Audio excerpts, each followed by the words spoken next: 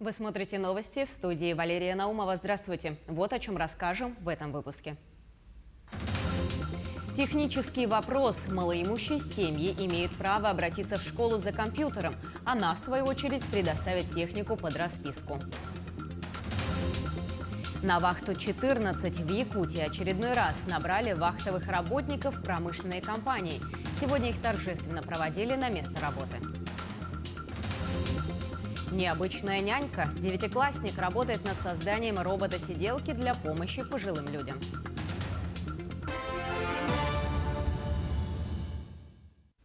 Начнем наш выпуск с эпидобстановки. За сутки в республике выздоровели 3210 человек. Госпитализировано 54 из числа новых случаев COVID-19. Всего за сутки в Якутии выявлено 3802 случая инфицирования коронавирусом. Несмотря на увеличение количества вновь выявленных случаев заболевания и скорость распространения инфекций, у большинства заболевших регистрируется легкое течение заболевания. Указанное обусловлено в первую очередь вакцинацией против коронавирусной инфекции. Со вчерашнего дня работает центр аудиоконсультаций, в которых могут обратиться любой гражданин республики, у которого есть симптомы СОРВИ, и уже непосредственно получить соответствующую консультацию. Необходимо обратить внимание, что принятие решений о переводе детей с дистанционного на очное образование будет приниматься в соответствии с новыми правилами, установленными Роспотребнадзором. На настоящий момент дистанционное образование на территории города Якутска, а также ряда районов продлено до 15 февраля. Глава Якутска Евгений Григорьев поручил провести в течение недели полную дезинфекцию во всех городских школах в рамках плановых мероприятий по предстоящему поэтапному переводу школ на очный режим обучения. Нужно постепенно готовить школы к открытию, сказал Григорьев во время общегородской планерки сегодня утром. Вопрос находится на контроле заместителя главы города Егора Кардашевского и управления образования. Напомню, что решением СПК «Дистант» в городских школах продлен по 15 февраля включительно. Между тем, после возвращения к очному обучению школьным классам и группам в детских садах не нужно будет закрываться на карантин и переводиться на дистанционный формат занятий, если в коллективе COVID-19 будут болеть менее 20% детей. Ранее для ведения дистанционного обучения достаточно было одного заболевшего ребенка. Как пояснили в Роспотребнадзоре, изменения связаны с особенностями штамма омикрон, при котором заболевание проходит как ОРВИ. Также во время дистанта малоимущим семьям выделяется компьютерная техника. Продолжительный режим дистанционного обучения в школах, обусловленный штаммом омикрон, вызвал ряд обращений от жителей на нехватку компьютерной техники. Малоимущие семьи имеют право обратиться в школу за компьютером, и образовательное учреждение обязано предоставить оборудование на время дистанционной учебы под расписку. В связи с ростом заболеваемости COVID-19 в районах республики по поручению Айсена Николаева решением оперативного штаба Якутии Минздрав открыл Центр дистанционной врачебной аудиоконсультации по вопросам профилактики и лечения острых респираторных инфекций, в том числе новой коронавирусной инфекции. Любой якутянин, проживающий в отдаленном населенном пункте, в случаях отсутствия медиков или медицинского пункта, имеет возможность позвонить в данный центр для получения квалифицированной медицинской помощи. Впервые жители республики смогут без посещения медицинского учреждения получить консультации врачей. Для работы в центре привлечены профессора, преподаватели медицинского института и ведущие специалисты республиканских специализированных медицинских организаций. График работы без выходных и праздничных дней с 8 часов утра до 20 часов. Для получения дистанционной врачебной аудиоконсультации необходимо обратиться по телефону, который вы видите на своих экранах. Звонок бесплатный. Сегодня мы с утра, с 8 утра, 5 преподавателей мединститута, профессора и доценты сидим на горячей линии. С утра поступает очень много звонков. Звонки приходят очень много из районов, из города Якутска, на которые мы даем квалифицированные, хорошие консультации. Поступают звонки из города Якутска. В основном какие вопросы поступают? По лечению, правильно ли пациент получает лечение, спрашивают, кроме того, они еще спрашивают по результатам, как, где, как получить результаты и так далее. Поэтому я думаю, что привлечение преподавателей, опытных врачей, которые имеют хорошую квалификацию, я думаю, это большая помощь для населения. К слову говоря, 7-дневный карантин для лиц, контактировавших с больными коронавирусом, больше не требуется при отсутствии симптомов как коронавируса, так и ОРВИ. Следует из постановления главного государственного санитарного врача России Анны Поповой.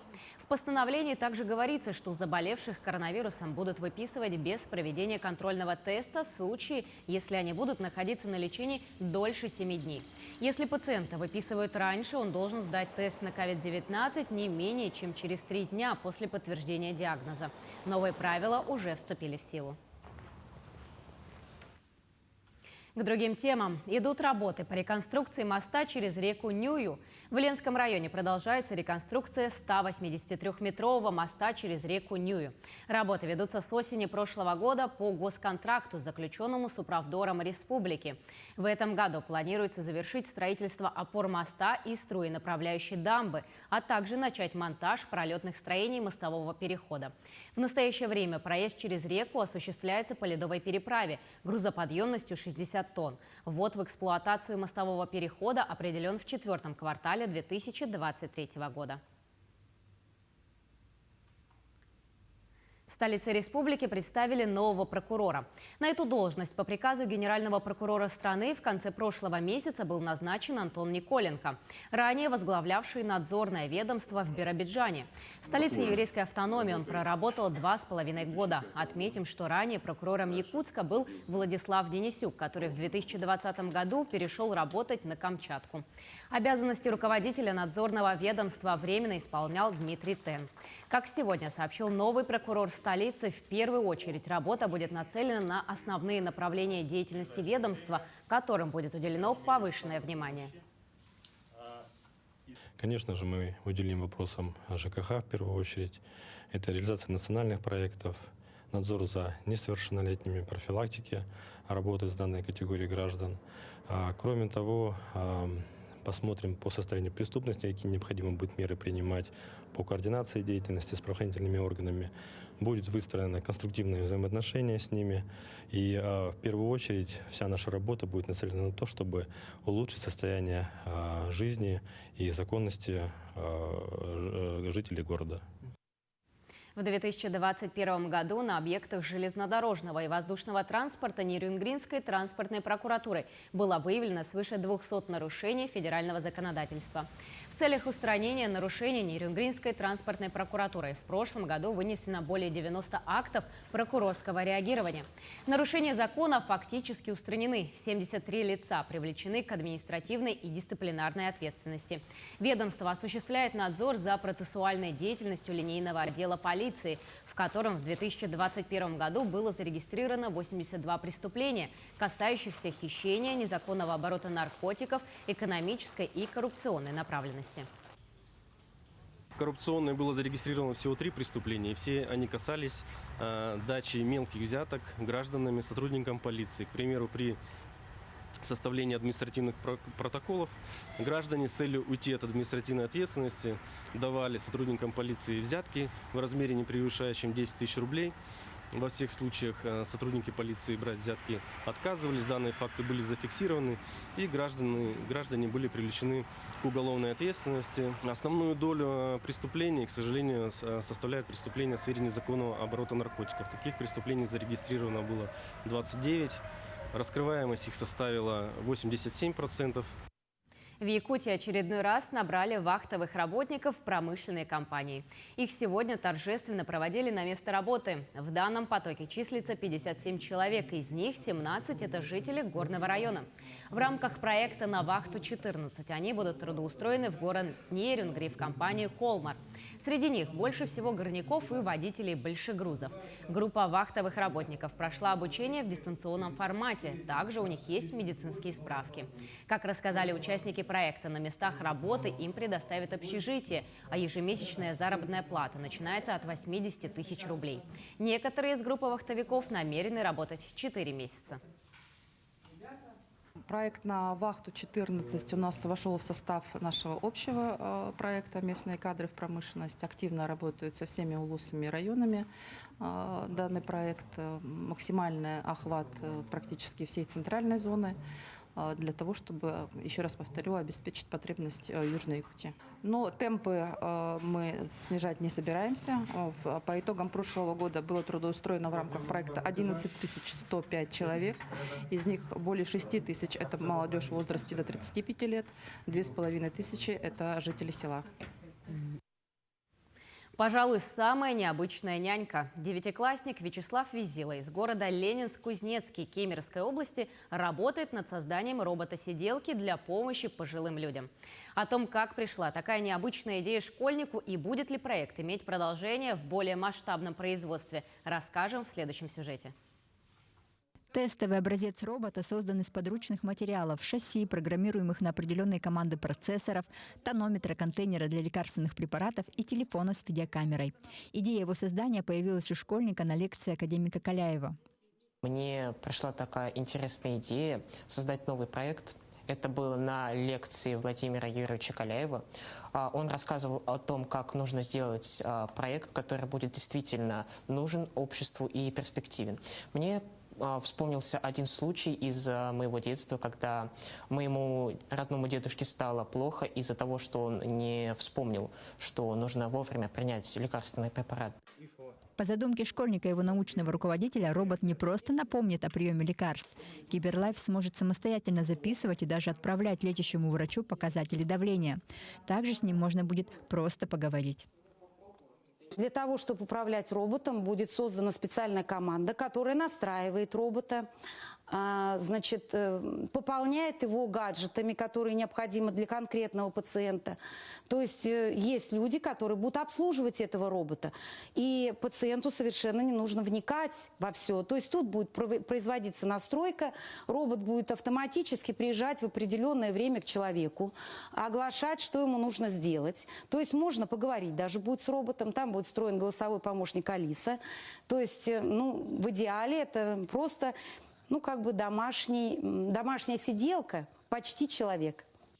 Больше всех окончания проекта ждут родные бабушка с дедушкой Вячеслава.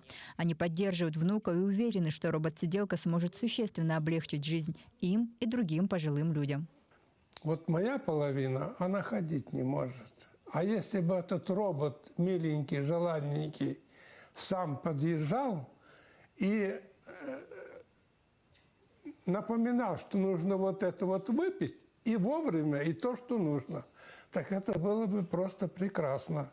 Я вроде хожу, но другой мой недостаток я могу забыть. Сейчас школьник очень надеется на скорый запуск робота в производство. Однако самое главное – найти необходимое финансирование. Анна Васильева, Евгения Хлопков, Кемеровская область. Нападающий сборной ОКР Андрей Кузьменко покинул команду из-за травмы. Уроженец Якутии, как отмечали ранее, был заявлен запасным на Олимпиаду в Пекине. Повреждение не позволяет игроку полноценно принимать участие в тренировочном процессе сборной. Стоит отметить, что вчера Кузьменко участвовал в тренировке запасных, где помимо Андрея было еще 5 игроков. Первый матч на групповом этапе Олимпийских игр мужская сборная России проведет против команды Швейцарии 9 февраля. К этому часу это вся информация. Мы продолжим следить за развитием событий. Оставайтесь с нами.